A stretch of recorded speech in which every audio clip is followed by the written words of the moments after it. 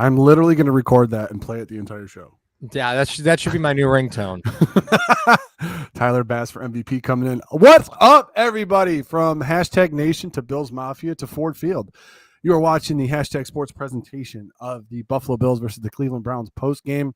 As always, you can find all of our socials, TikTok, Twitter, Instagram, and Facebook in our link tree. You can also find the sponsor of tonight's show, Mr. Rogers Homes. Hey, guys, we got a special ask for you guys on YouTube. Please go over to Mr. Rogers Homes and subscribe. He's 11 away from 1,100. It's a very momentous occasion for him, so make sure that you go do that. His brochure is also in the description of this video, our sponsor for tonight's show, in association with DeanBlundell.com. You are listening to Hashtag and watching Hashtag Sports post game. The Buffalo Bills with a 31-23 victory against the visiting, I guess they're both visiting, Cleveland Browns. Yeah. A lot of things to take away from this game. We're going to get to all of those, especially some of the things that we tweeted out earlier on our Hashtag 2.0 account.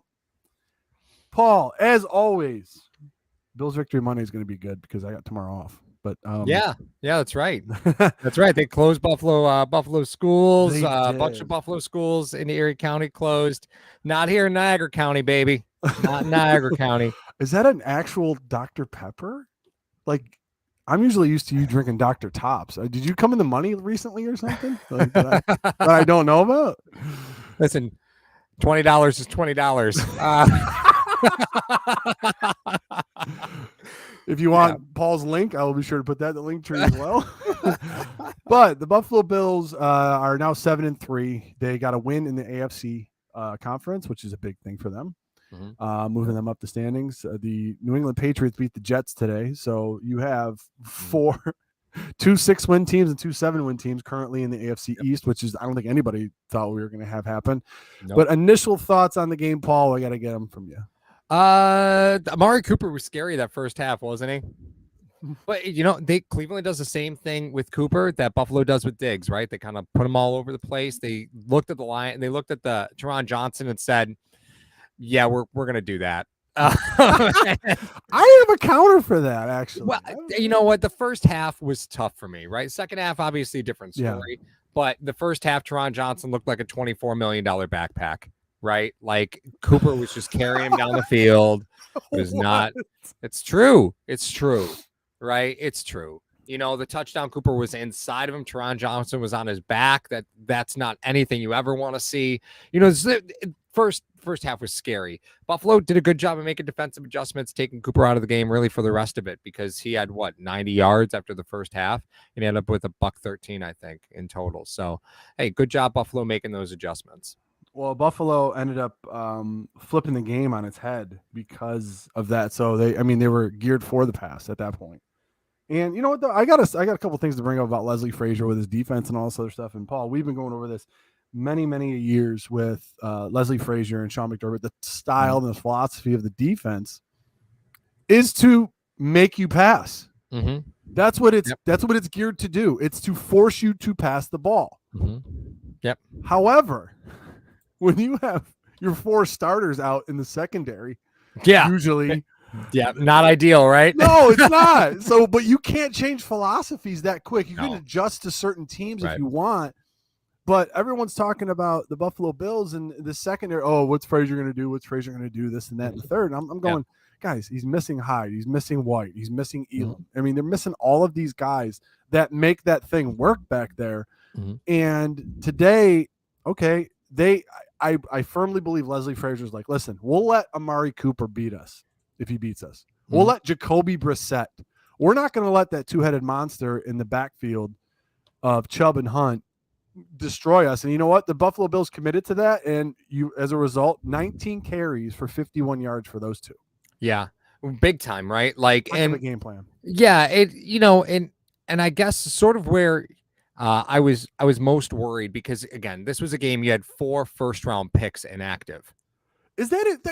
Okay, isn't that crazy? For a second. That's crazy. Hashtag Nation Bills Mafia. Seriously, when Buffalo Bills talk about injuries that they've had to their roster and certain things like that, and you have guys that are out. I mean, we can even add Hyde to that list because he's an all-pro. You had 4. We talk about the caliber of player that is injured. Like, everybody's injured. Everybody's injuries throughout the year. It's football. Mm-hmm. It happens. Yeah. But you had 4 first rounders and Micah Yeah. Hideout. Mm-hmm. What the hell? Like, Yeah. how are you supposed to do anything with that? Right. Yeah. And you just like defensive starter, defensive starter, defensive starter, defensive starter. You're like, ugh, this is getting crazy. And then you look at it, you're like, I was actually a little disappointed to see AJ Klein inactive, which 2021 Paul would have slapped the shit out of 2022 Paul for saying something like that. But it's just, you looked at it, you said, you know what, I'm kind of glad they picked up AJ Klein off of waivers because it's dependable. Terrell Dobson, really, they were targeting Dobson. They just said, listen, we're anybody Dobson's covering, let's just go after him. And right, exactly. Why not? I still say, and I said at the halftime show, because Joe did a great job of calling this game as he does every game. The first 7 points were solely on the shoulders of Terrell Dodson, who absolutely had Jacoby Brissett dead to rights on 3rd and long, straight whiffed him. Brissett picks up the first. They continue down the field, scored the touchdown. So, Dodson, he's been on the team a few years, and I do think that they still need to continue to look at the linebacker room. Obviously, They did by picking up AJ Klein. Yeah, they just merely for depth purposes, I think. Mm-hmm. But I mean, that sends a little bit of a message. Sometimes those pickups are messages for the rest of the team. Like, yep. All right, I'm gonna go pick up this guy who's. And then they come in and they end up doing. Poyer being back was big. Naveed, I couldn't agree more. I'm still not ready to pay him Darwin James money. I'm sorry though. Sorry guys, I'm not willing to pay Poyer that much money. You have way too, like, when Singletary has these games that he does. Kansas City was a big one for him. Today was a big one for him. Yeah, he's been running hard all season. Why doesn't anybody bang the table for Singletary to get re-signed? Because they're too busy banging the table for Matt Milano to win Defensive Player of the Year. I'm not kidding. The locker room today was screaming after the game for Matt Milano to get attention for Defensive Player of the Year. What do you have? 12 tackles, like 3 for a loss. Like he had an incredible game today. And again, no Tremaine Edmonds, right?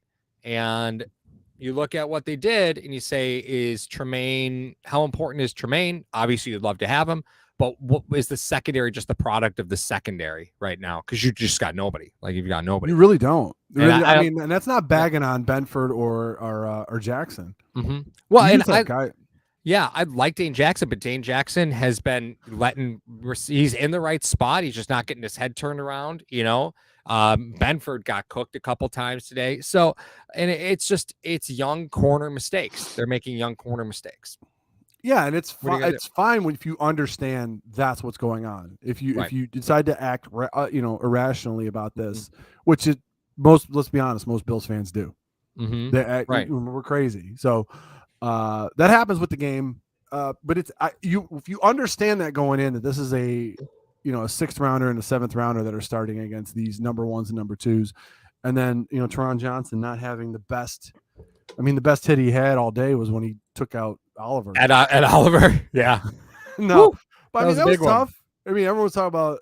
Let's get Vernon Butler back on his team. Vernon Butler, Old Man Jenkins, is currently on the Giants practice squad. Right. Hey, on a practice squad. That's it.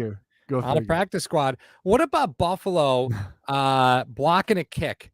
We don't talk about Buffalo special teams ever. And I'll be honest with you, since getting Hines, between Duke Johnson and Naeem Hines, you're getting some yardage in kickoffs. Teams are going to stop kicking at Buffalo and just saying, we'll kick it through the end zone. We'll just let them start at the 25. Hines and Duke Johnson really have done a great job in the return game. Bill's special teams not getting the credit it deserves. Sam Martin, the few times he was called upon, buried them, right? Bill's special teams just getting passed over right now, and they're playing at a very, very high level. They are. You talk about people like to talk about 3 phases of the game, but they use it like as a soundbite. But the way that basket, what do you have, 6 field goals today? Yeah. The guy kicked the ball. That's right. We'll get into that, whether or not that's a concern, because a couple of those are chip shots. You know what I mean? We talk about the Bills red zone. We'll get into that, obviously. But I want to bring up something right out of the gate, Paul. And hashtag Nation and Bills Mafia, thank you guys for coming in tonight. I got really all over Ken Dorsey last post game. When you haven't scored a second half touchdown since Kansas City, and it speaks to adjustments, in my opinion. Josh wasn't playing very, very well. I understand that. And he was kind of like a bystander at this game. I mean, he had some nice throws here and there. And we'll talk about Josh as well. Obviously, you can't have a Bills game without talking about Josh Allen. But, yes, that was it was Jones Daquan Jones. Yeah. It was originally credited to – do you know who it was originally credited to? Tim Settle? No, Ciaran Neal. The block kick was originally credited to Ciaran Neal, and then they changed it to then it was changed to Daquan Jones upon review. So that's first block of the season for Buffalo. I got that. So I wanted to go over something. So the combination of Cook and Singletary went 29 for 172 and a touchdown. Mm-hmm. And I thought that was phenomenal. And you sit there, you sit back and you go, wait a minute, hold on a second. Is this something that's crazy? Mm-hmm. You want to look at the three previous losses, but 3 losses that Cleveland Browns had this season. Against the Dolphins, they gave up to Wilson and Mozart 25 carries, 184 yards, 2 touchdowns. Yeah, that's number 1. The Ravens, Lamar Jackson and Gus Edwards, 26 for $125 and 2 touchdowns. Yeah. The Chargers, the combination of Eckler and Kelly, 26 carries, 222 yards, and 2 touchdowns. Right. So they came into this game. Dorsey's like, listen, we can run the ball on this front. Yeah. This front seems like it's built to rush the passer. Yeah. We can rush. Mm-hmm. We can run the ball here. So that's what we're going to. Josh, no disrespect to you, but we're going to try to let these guys run. Right. And what a great game to try to see if Cook could take the mantle from the eventually departing Devin Singletary. I hate to say that, guys, but it does. If he wanted to be re-signed, he would have been re-signed already. I really believe that. Yeah. And Paul and I talk about this all the time. Paul's usually the guy that brings it to my attention. Singletary's in a contract year. He's running not only for the Buffalo Bills this year, but for 31 other teams. Mm-hmm. He wants to have a job next year, and the second contract is usually the biggest one. So if he does not sign with the Buffalo Bills, he will want a lucrative contract somewhere else. But that being said, the Buffalo Bills, Dorsey in the offense probably said, listen, we can run on this team. We don't have to sling the ball over the yard. Mm-hmm. Plus, we'll give teams a different look of, hey, they're only going to they're going to throw it 50 times all the time, even though Josh has a bad elbow. They're going to throw it 50 times, and they're never going to commit to the run. Today showed you that they could commit to the run, even with a lead, and be successful with that, albeit against a team that's been giving up a lot of rushing yards. So kudos to Dorsey and the offensive staff, the pro personnel, the offensive quality control guys. Beautiful game plan today coming in. Right. Well, I mean, if you really think about it, right, you had a point this week where they couldn't run full practice because there were too many guys sick or on the injury report, which makes it even more impressive. They didn't have time to go over that stuff. I mean, but Mar, isn't it easy? I'm not trying to make this. I'm not trying to take away from what they did. No. Isn't it easier to run the football than it is to pass the football in the NFL, like from a conceptual standpoint? So they lost a day of practice. It was a total freaking mess getting guys even, to practice. Like the fact that they were able to run the ball, I think was really fortunate. And they got a short week, right? And against Detroit, guess what you can do? Copy paste, baby. You can copy paste. Control C. That's exactly. It was fun to watch Cook run today, but you could see Devin and Cook are two very different styles of runner. 100%. Where Moss and Singletary were a bit too similar, right? You could see that just the vision between the two of them is totally different. And Cook needs some burn. He needs some time. This was a great game to get him some carries. What he averaged, like 7.4 yards a carry. It was insane. Yeah, it was like some absurd amount. I think he had like 11 carries or something like that for 86 yards. But he had that big 39-yard. But I don't. Yeah, Jessica. By the way, she said, "Let's be honest. Bill should have won all 3 games they lost. They lost those 3 games by a total of 8 points. So right. I mean, they definitely could have won those." But if you're looking at it in the sense of they still didn't give people tells, because obviously Cook is more of the outside guy. Singletary is the pounder inside. You know how we talk about Hyde and Poyer, one's the center fielder, one's the pounder. Mm-hmm. We talk about it from the offensive side of the ball. Obviously Cook's going to be the guy that's going to catch the edge. He's a lot faster. He's a lot, he has that. I'm going to go for 80 anytime I touch this. You know what I mean? Yeah. Singletary is the guy that's going to grind the 3 to 4 yards inside. Even though, how many times was James Lofton going to say he's 5'8", 203? You know, you don't see him as a power back, but he's always been that power back. If you've ever watched him, you know, throughout the duration of his career. But that being said, they still tried to A, run Cook inside, and B, run Singletary outside. So they're not giving you tells. We talked about all the time as a luxury when they had Cook, when they had Moss and Motor, and they're going, hey, these guys are interchangeable. You don't have to change your offensive philosophies when they come in. Now what they're saying is, okay, Cook's an outside guy, but we're going to run him between the tackles. Right. Singletary's an inside guy. We're going to run him outside. Yep. So it was beautifully scripted. A lot of the things that they did, they were like, listen, we're not going to give you a tell if Cook's on the field. We're not going to always run outside. So that's what I loved about the game plan for today. And like you said, I mean, you could run on Cleveland. I mean, seriously, you Absolutely. literally can run on Cleveland. Absolutely. And, you know, I think one of the fun parts about today's game that, again, might get a little overplayed or might get forgotten, Josh Allen had a very Tom Brady-esque rushing appearance today. 3 carries for 7 yards. Didn't need it, right? You didn't need it. He didn't even break 10? Come on now. Nope, didn't break 10. But I think that just goes to show you that you be selective. You let your playmakers make plays for you. Josh didn't even throw for 200 yards today. Combined, Josh Allen had 204 yards of total offense combined between rushing and passing. I mean, up until last week, he was the only guy on the offense that had a rushing touchdown. You know what I mean? So this is what you have to do, because he was like 90% of the offense. You have to think to yourself, listen, Cleveland's coming in. They're a 3-6 team. We got to try to beat them. They've been giving up a ton of yards on the ground. Let's try to do that. We have these backs. Let's give the rest of the NFL something else to look at and study and have to prepare for, because we can't ride 17's coattails the entire way or he's going to die. Right. He'll literally you can't do that at all. Right. Triggs brings you right to your point, Paul. Let's just talk about it now then. I thought we were gonna get here. Yeah, I thought we were gonna get here. I mean, yeah, so Triggs, great point, right? There were times where you saw Allen miss on passes that an average NFL quarterback doesn't miss on, right? There was the screen to Hines, there was a screen to McKenzie, there was a couple screens to Cook. Screen to McKenzie. You called me right after that. I did. Well, there were multiple passes in a row that I was like, okay, we got, you know, Houston, we have a problem, right? So a lot of times when you have something like a UCL tear, even partial, right? So that there's ligament, but you can get partial tears in them. It's the nerve going up the elbow that can cause a problem. And when I say cause a problem, what I mean is it could, if it swells up or, you know, the tear causes some inflammation in the elbow, it could cause you to lose feeling in your fingertips or just not have the right feeling in your fingers, right? And Allen threw some passes today that you're like, whoa, okay, that's a problem, because that can flare up. It's not like it's just an all-day thing. You could uncork on a throw or even just make any throw, doesn't matter. And then your fingers can go numb, right? Having 100%. Yeah, absolutely. And 100% is going to be something that Josh has to manage all year.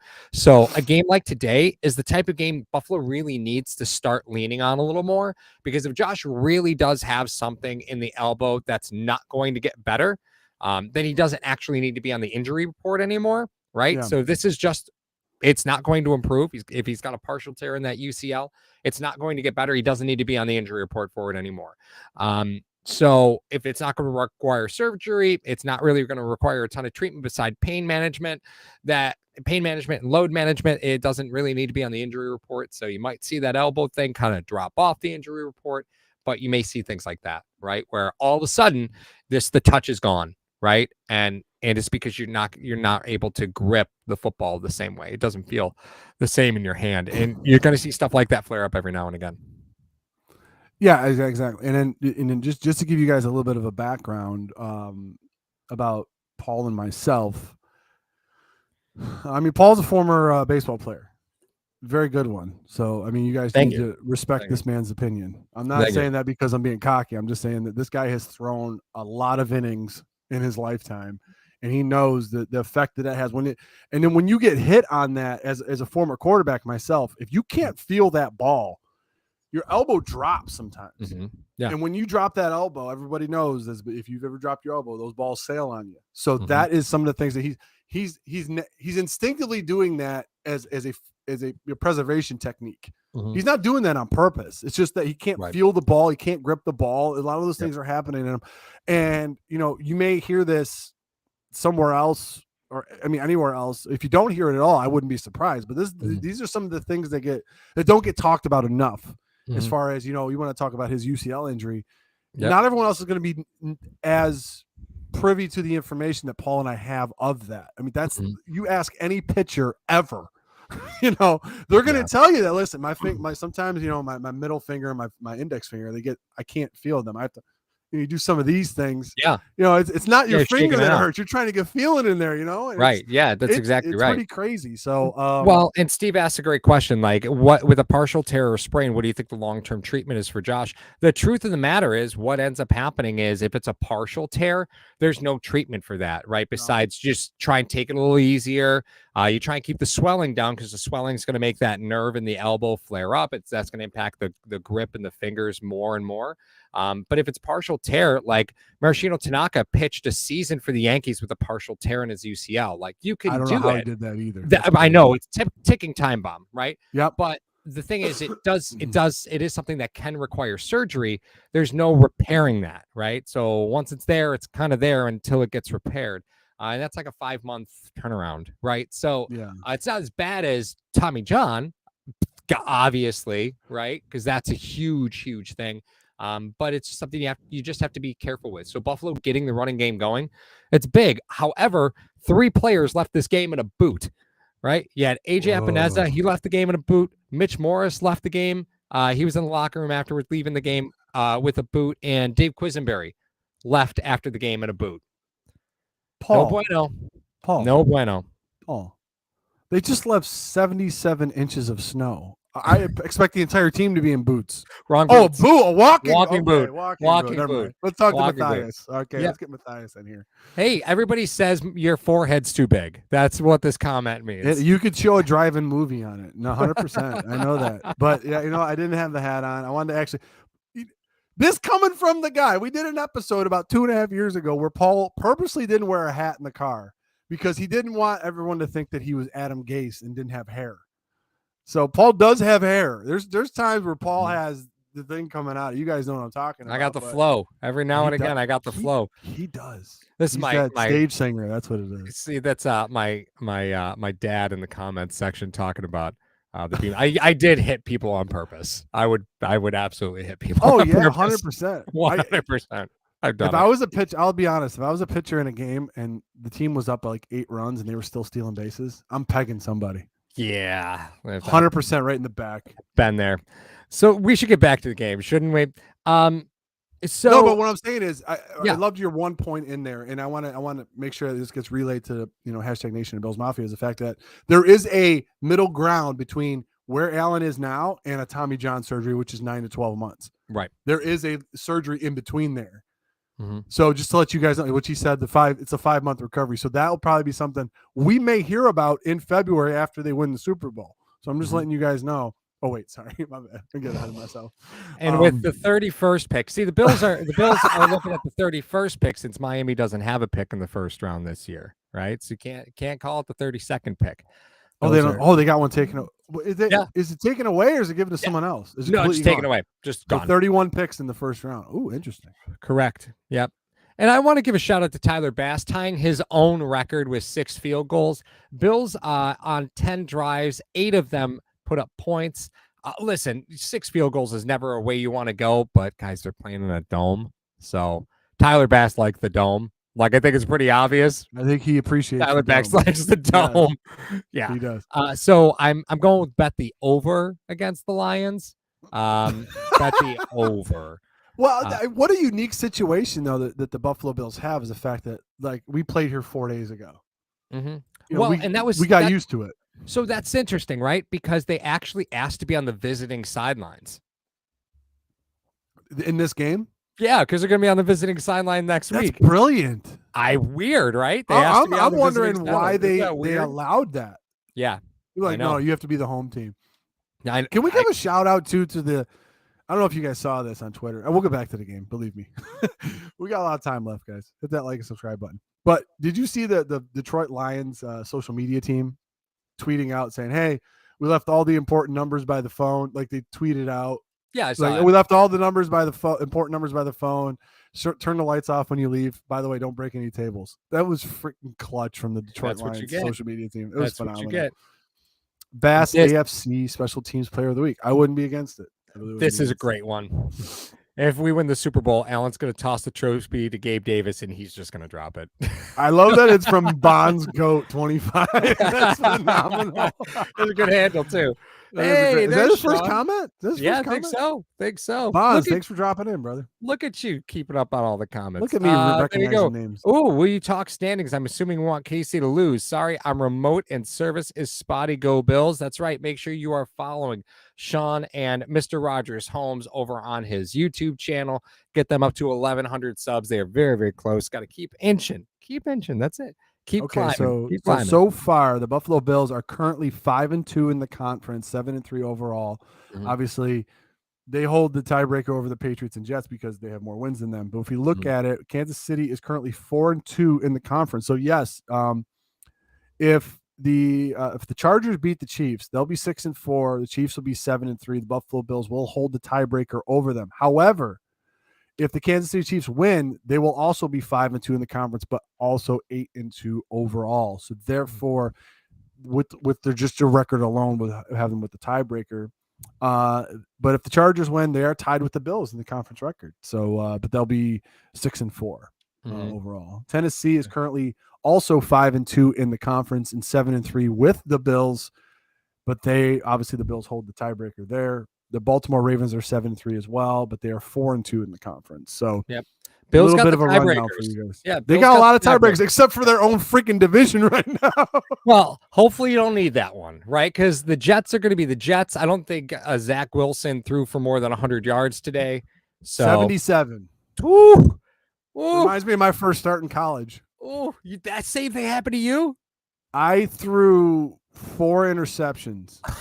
Oh my God. In my first start. How do I not know this? I was listen. Decade. How do I not know this? I was 8 of 19, 4 picks. But here's the deal. You ready for this one? You ready for this one, guys? This is how good of a quarterback I was, guys. Please share.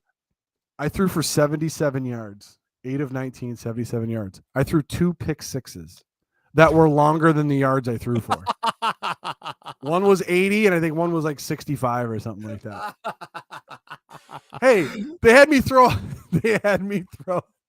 a quick out on a cover 2. It wasn't my fault. So there's something going on with Trey White. I want to talk about it real quick because this seems like we're talking Bills football. It seems to make sense. Yeah. So Sean McDermott had mentioned that Trey physically and mentally is not ready to play yet, and then made a comment about, well, mentally he's not ready to play, which I found interesting because Trey has been like a recovery all-star, right? He's been like an off-season all-star. So I was like, okay, so what's going on there? So what I've heard, rumor, it's a bit of speculation, but what I've heard, and most players should also do this, is there's always your team opinion, right? And then there's your own private physician opinion. The private physician opinion doesn't think that Trey is ready to come back yet. Okay. The team says Trey's ready to come back yet. And Trey's ready to come back. They want him back, yeah. Of course, right? Really, and truthfully speaking, right, after he got off a pup, they could have put him back on IR and then activated him 4 weeks later, right? And that we'd be here now, right? We'd be here. But the team felt he was ready to come back maybe a couple weeks after coming off pup. So like week 8, week 9, they thought he'd be good. But that keeps getting pushed off because I guess Trey wants to kind of trust his own physician, which I do not blame him for, right? I do not blame him for that.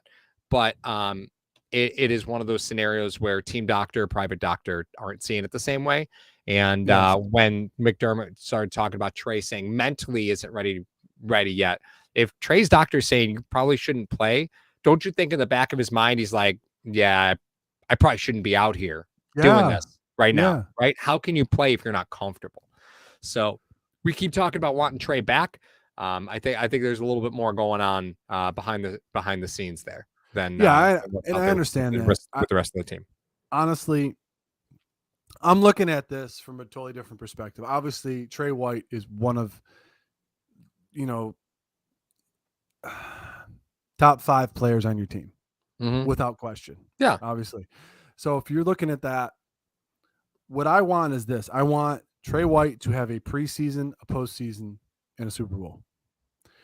What I mean by that is if you have him for 3 or 4 games near the tail end of the season to get his legs right, his legs underneath him, I'm fine with that. Yep. If you do not need him, like for example, people wanted him back for Green Bay. What if he re-injured himself and set himself back against an NFC opponent that you rolled?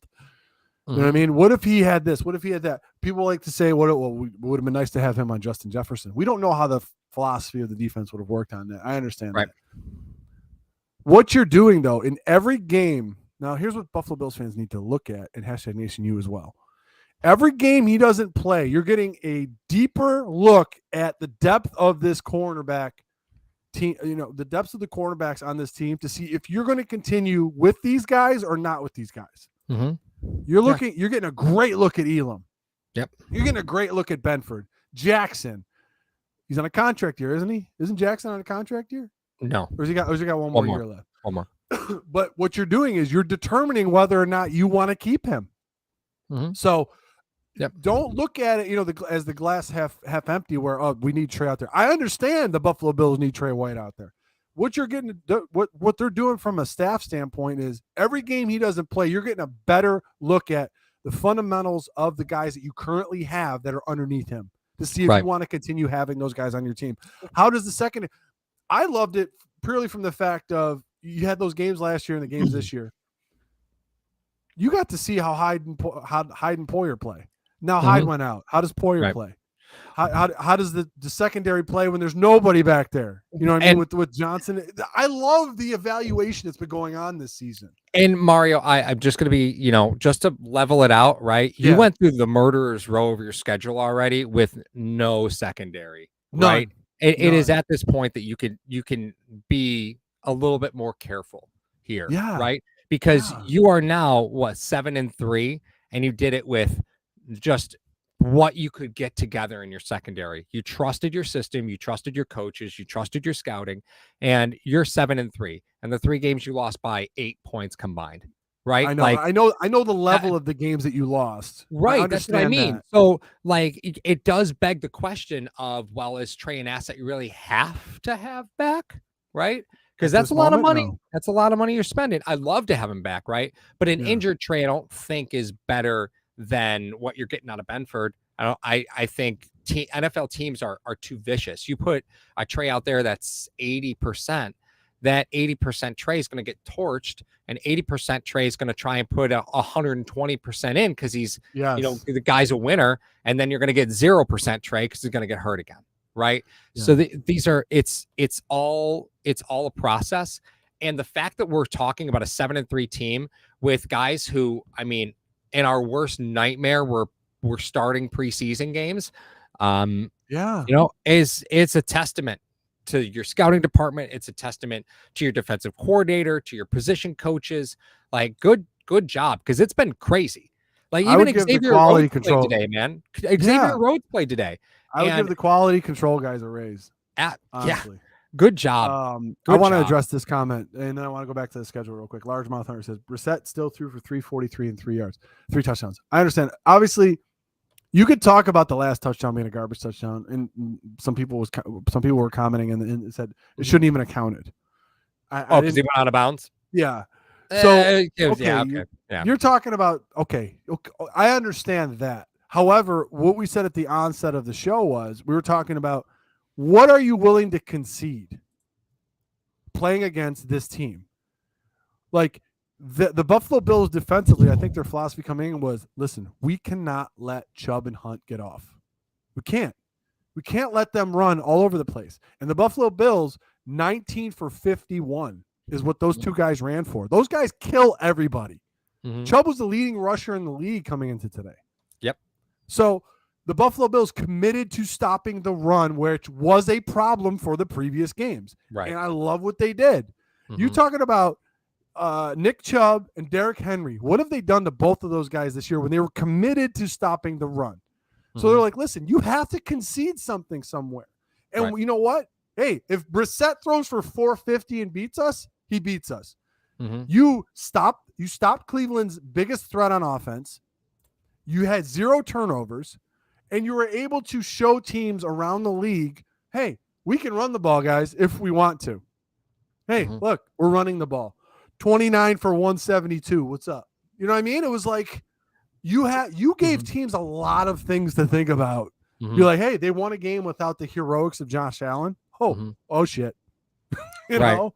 Well, and I think that's what's so important. We look at this game, we say, well, I mean, Buffalo kicked 6 field goals. Yeah, well, you didn't need to. I mean, the score of this game was, you obviously your defense wants to get off the field those last 2 drives for Cleveland, right?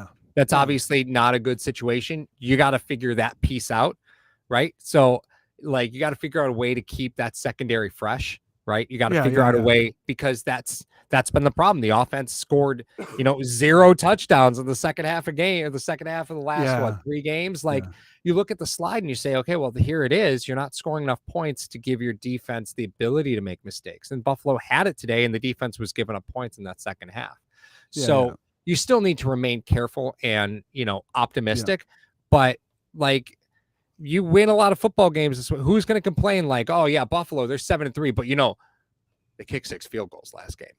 Paper tiger. You know what though? Like, get out of here with that. Get out of here. With know a lot of, but here's the brilliance of this, and this is what I love about this. And Paul, you might give me a golf clap for this, or a McDermott clap. Doesn't matter. The Buffalo Bills just beat a team that the Miami Dolphins beat 39-17. And they were slinging the ball all over the yard. And then they ran the ball over the yard. The Buffalo Bills, I think, at this point, are seasoned enough to realize that this is a marathon, not a sprint. I think that the Dolphins are treating this as a sprint.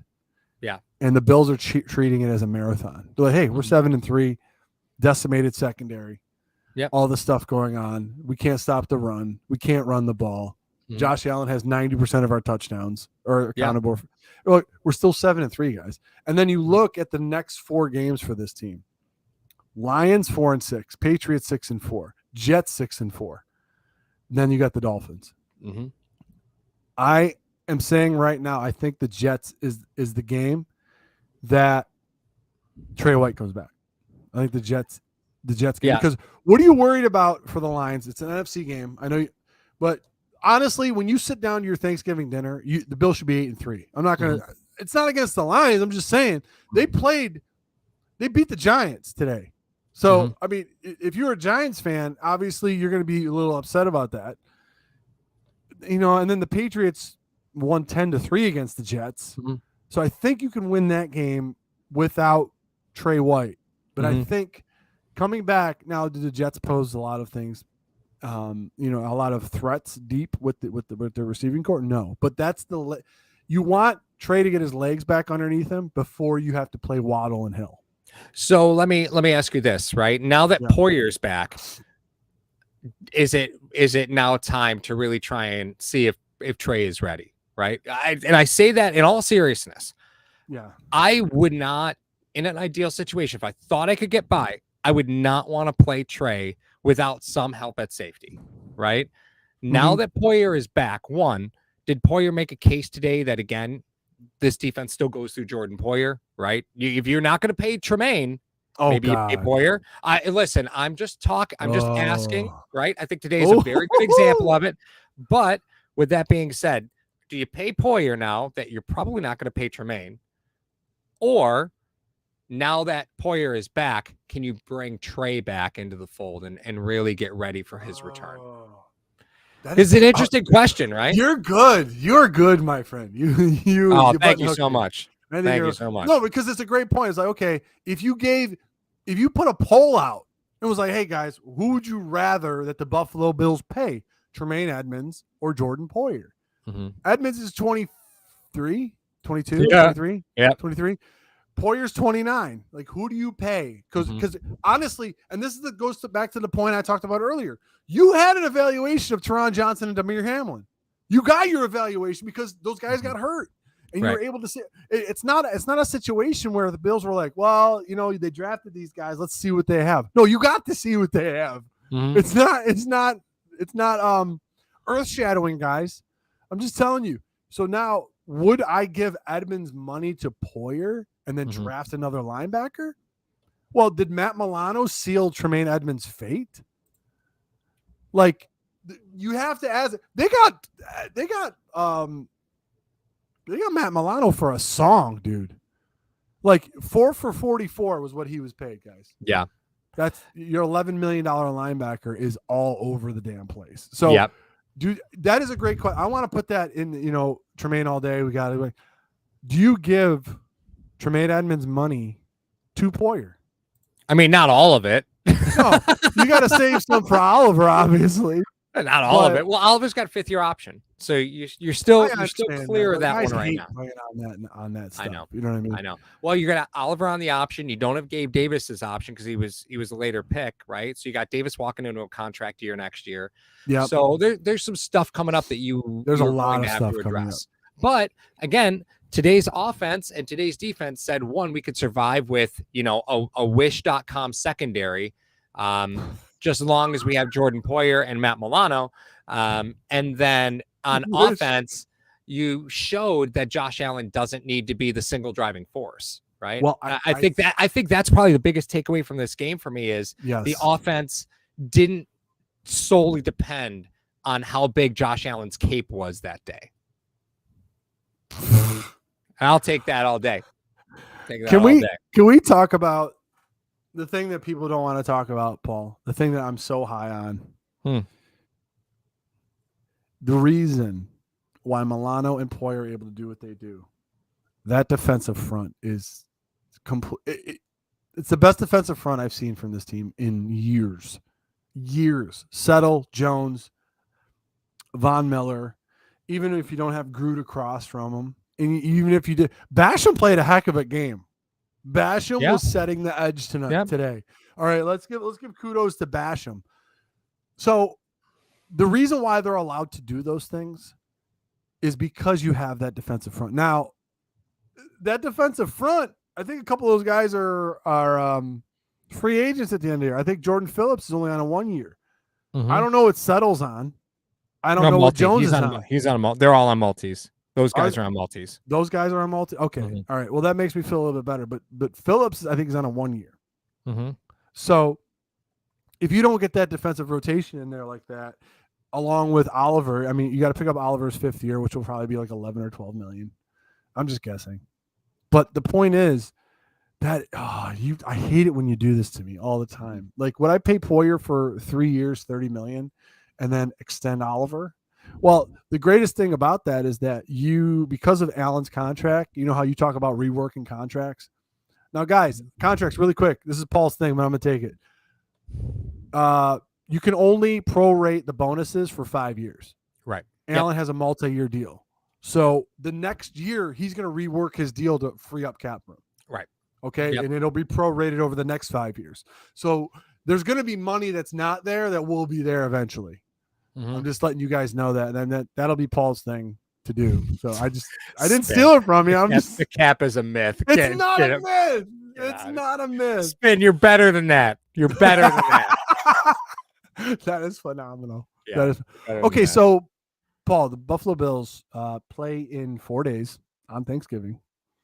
I also play in 4 days on Thanksgiving, but that will not be televised. Then they have on Thanksgiving. I'm playing on Thanksgiving. Yes, flag football, old man football. This is what happens. All right. Why does this team refuse is that Vic? Is that my old high school buddy? Why does this team refuse to use Hines? I don't think they refuse to use him. I don't think this is a very simple offense. Yeah, that is fact. I'm just saying, like, okay, well, how much do you need to hand the ball off and tell the guy run there? No, I just think they're being very cautious with him because they have him for 2 more years. Right. Yeah. They have his contract, you know. Right. What I mean? And there's no need, and he's so good on special teams right now. There's no reason not to give those snaps to Cook. DF Forever says, I think we needed a game like this to prove A, we can run outside Josh Allen, and B, we could stop the run. Yeah, totally agree. Statement game, right? Statement game. Thank you, DF Forever. I love that. Yep. McCaffrey got 18 carries, 8 receptions, and 3 TDs his first week with San Fran. Vic, I'm going to tell you right now, the way that Shanahan abuses running backs, his second year there, he's going to be toast. Yeah. He'd be lucky if he plays 8 games. The reason that works is because there's no guaranteed money in his deal for next year for San Francisco. Exactly. That's why they're doing that. Yeah, that's exactly why they're doing it. Well, and let's just call a spade here, right? Kyle Shanahan, like Ken Dorsey-ish, like different animals. Let's talk about the different animals. Not the same animal at all. Not the same animal. Oh, Steven comes in. Hey, by the way, guys, all the flag game with Paul commentary. Oh, that would be interesting. Oh, live stream the flag. Oh god, that would be interesting. That would be ridiculous. By the way, all the super chats. Thank you, Stefan. All the super chats will be going to the Williams Syndrome Foundation, the Hashtag Sports charity of 2022, 2020. This 2022 season, so it extends into 2020, obviously. So thank you guys for that donation. Paul, what do you think of Josh Allen's management of the game today? I mean, first half was rough. They got off script kind of early, right? I think that was pretty obvious when you go back and look to see their first 2 drives were punt on 3 plays, field goal on 4, but that you start out with pretty good field position there. They started with the ball on the 32. So, like the first 2 drives, I didn't love. Their next drive after that was 3 and out again. So like really the only reason they were in the game the first 3 drives was because, you got kind of a dookie punt and, you're able to return it into Cleveland territory. So the script was tough for me early on. And I like the fact that you saw Josh play pretty careful today. A couple passes that I didn't love, right? A couple passes I didn't love. But for the most part, it was a very safe, careful game. And I can't fault him for playing a game like that. Yeah, I think, Dorsey was like, listen, here's what we need to do. We don't need you to be a hero to win this game. Mm-hmm. Yep. We don't. Listen, play safe, play within yourself.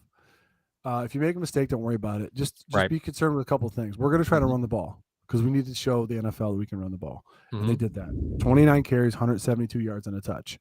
Beautiful. And the touchdown wasn't Allen. And the rushing wasn't Allen either. You want to tack on that 7. That's 32 carries for 179 yards. You're not going to lose games when you rush for that, usually. And I think a lot of it was, listen, what throws are you comfortable making? Like, that's the thing that we haven't explored yet is the fact that you're talking about the offense is like, okay, listen, they may call a play and Allen's like, I can't, that hurts way too freaking much to throw that. I can't do that. So the fact that he avoided putting himself in harm's way, I will, hats off to him. You know what I mean? Yep. Oh, the fun fact. Yes. Yep. And a completely accurate. Gabe Davis is near top of the league in drops. Truthfully speaking, I wouldn't want to catch that either. Paul would rather catch COVID than a pass from Allen. Again, it's like Happy Gilmore when he walks into the batting cage. He's just catching him off the chest. You're gearing up for hockey season, right? Oh my God, I want to get this one from Vic coming in. Said finally got Knox involved. I think, I mean, we talked about it at halftime with Joe.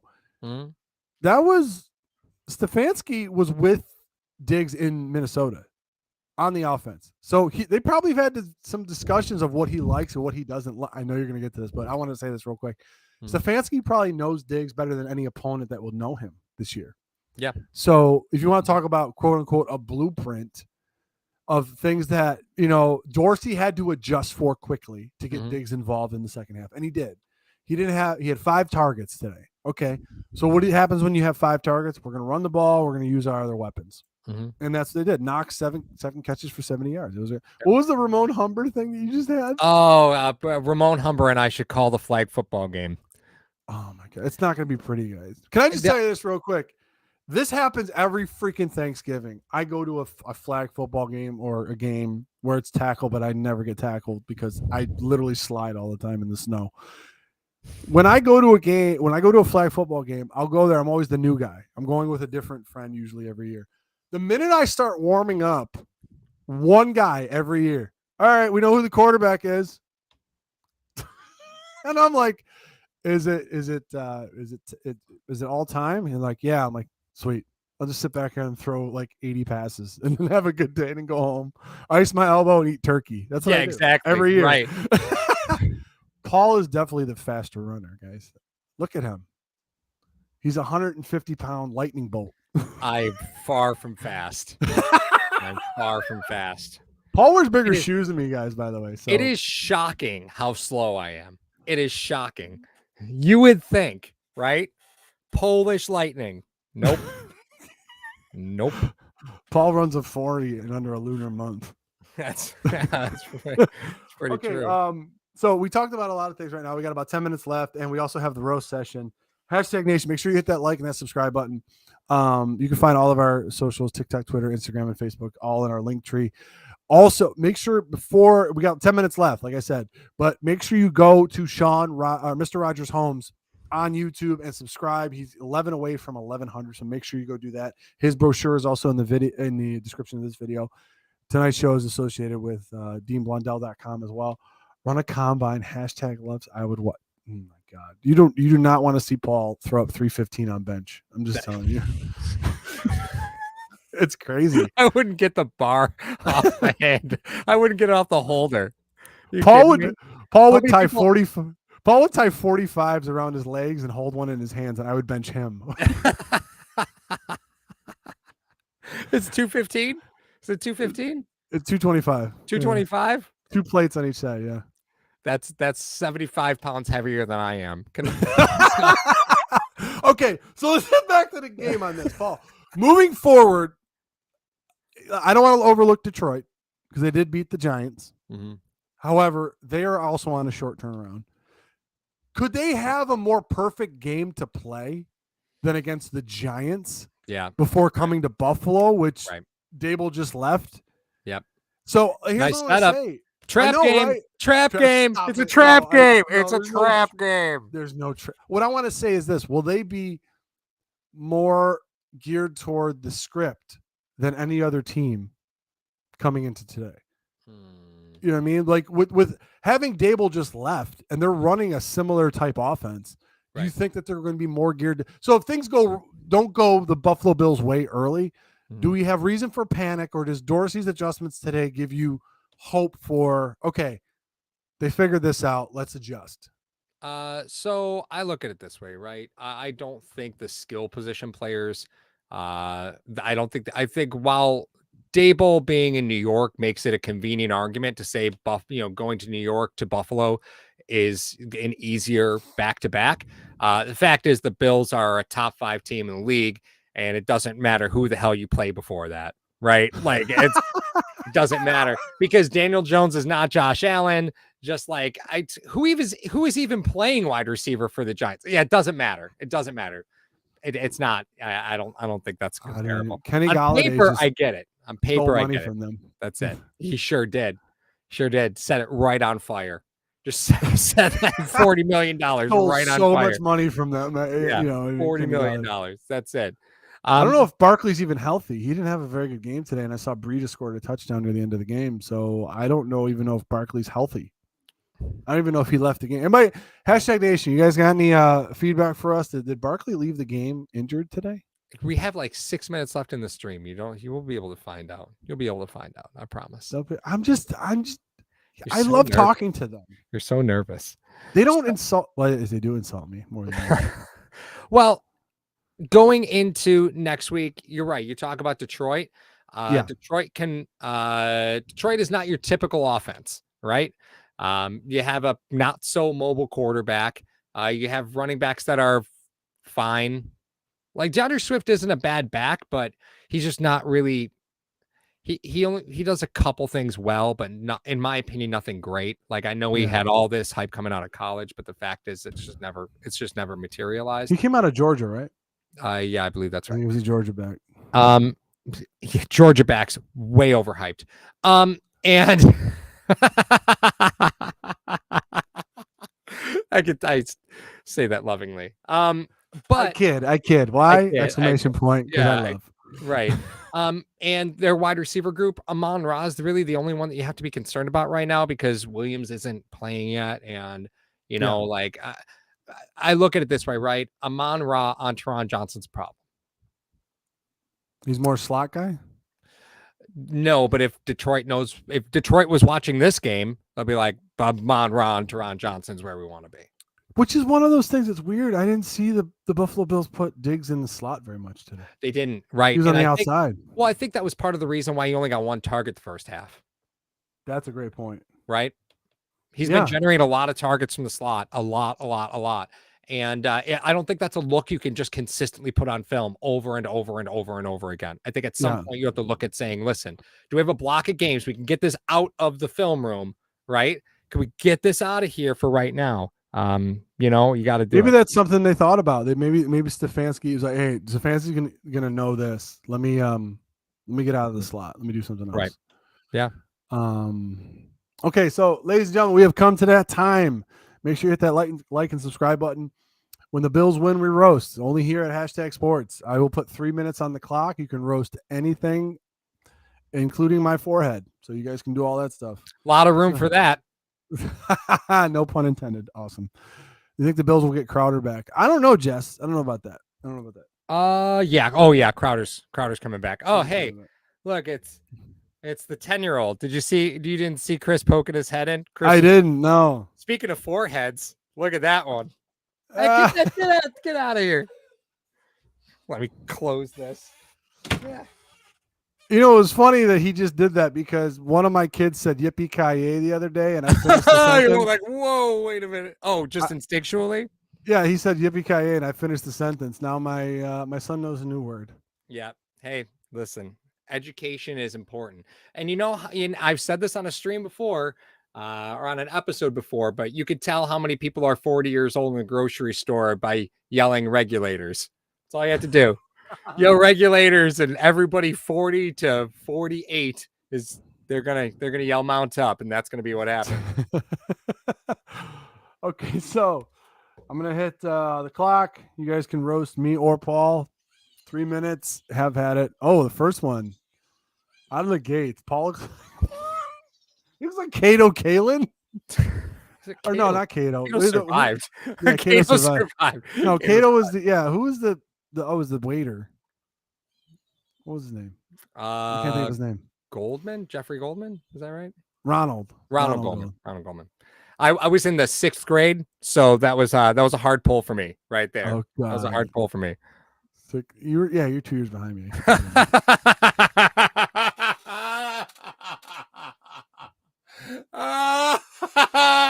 Wow. Yeah, that's a winner right there.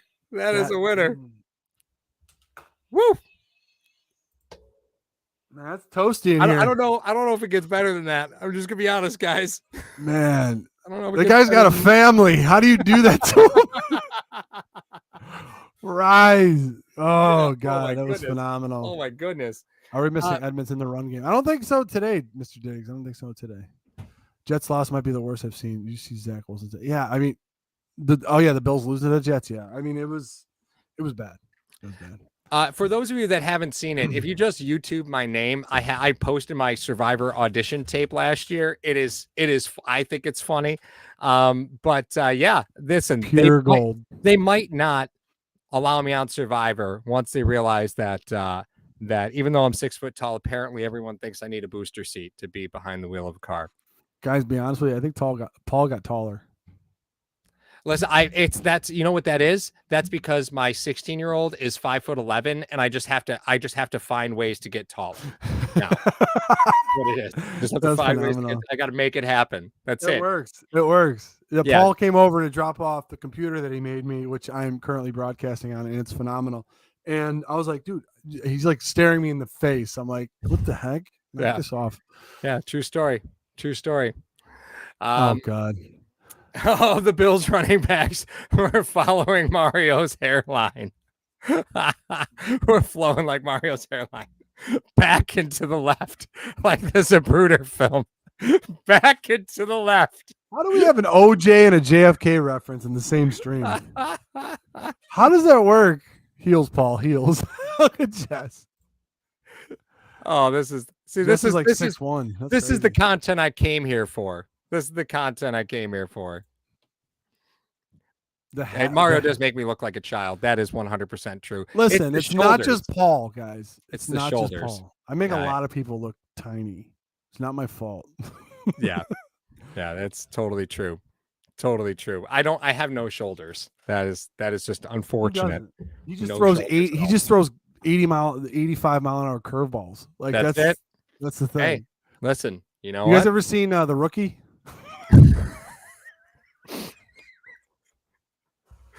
I was going more for necessary roughness, but all right, that'll be fine. Blow the whistle. Blow the whistle. You guys should go back to the car driving and the stove getting stuck. We are going to have a special presentation for you guys on Saturday after Thanksgiving. I won't give away the full details, but I believe Bill's YouTube Avengers have been called. Oh, yeah. That's all I'm saying. Yeah. All right. If you guys watch through until this part of the video. We appreciate you. In the description of this video, you will see the sponsor of today's show, Mr. Rogers Homes. Go over to his YouTube and give him a follow real quick, a sub real quick. Tonight's show is in association with DeanBlundell.com, the hashtag sports presentation of Buffalo Bills versus the Cleveland Browns postgame. 2022 sponsor for hashtag sports is the Williams Syndrome Foundation. All super chats tonight will go to the Williams Syndrome Foundation. Thank you guys for that. That super chatted. Paul, any closing remarks? Oh my God. That works for me. That works for me. It's the hair. It's very Con Air. It's very Con Air. That's all I'm gonna say. All I'll say to Dobbs is, you just put the bunny back in the box. We're out of here. See you guys later, guys.